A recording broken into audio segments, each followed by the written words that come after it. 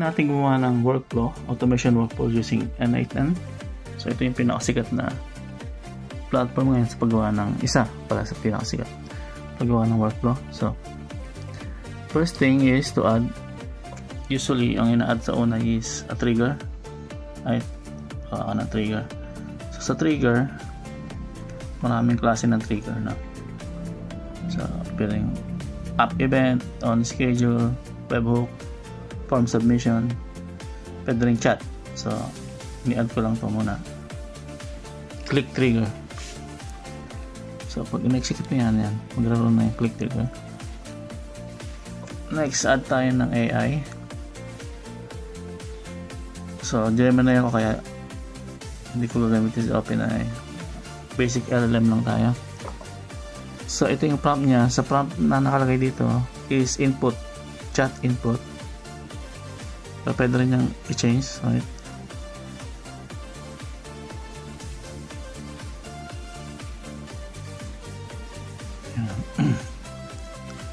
So chat input na lang gamitin natin. Pwede ka rin mag-add ng prompt kung gusto mo. Oops, delete na natin yan. Basic lang muna tayo. Pero ito may kasama na siyang chat trigger. So hindi mo na kailangan tong trigger na una. So chat trigger na lang tayo. Basically pwede ka mag-chat sa kanya. Okay?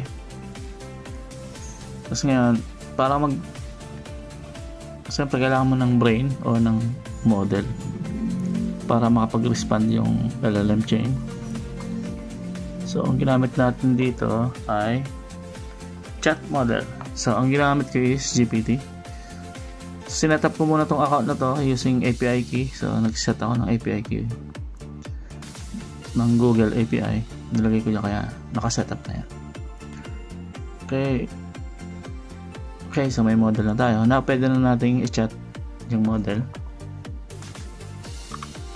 Hello,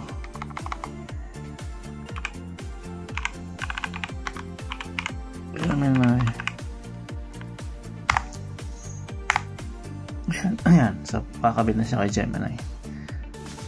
Ayan, anong output niya. Pag click mo tong model na to, makita mo yan anong output niya, no? Hello, how can I help you today? So ayun yung output ni Gemini. Yung output ni Gemini, pwede mong iba to sa iba pang app. Like for example, try natin dito. Data transformer sa edit field, ilagay natin siya dito. So balik muna tayo dito. So nakakabit na pala siya. Minsan automatic, minsan hindi na. So yung output na ito, pwede mong iba to dito. Try natin. Double click. Manual mapping na tayo. So add tayo dito ng field. Sabihin natin Gemini output. Okay. So dito, ang value na ito ay string. I-drag ko lang tong output ng chain, right? Dito. So yun na yan. Kung ano yung output ng chain natin, yun ang ibabato niya dyan.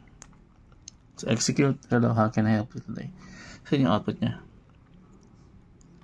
So basically, yan na yung flow. So pwede mo pandagdagan yan, no? So dito sa N8N, pwede kang gumawa ng AI agent. Kasi pwede kang mag-add ng maraming AI dito, right? So yun lang muna. Thanks for watching.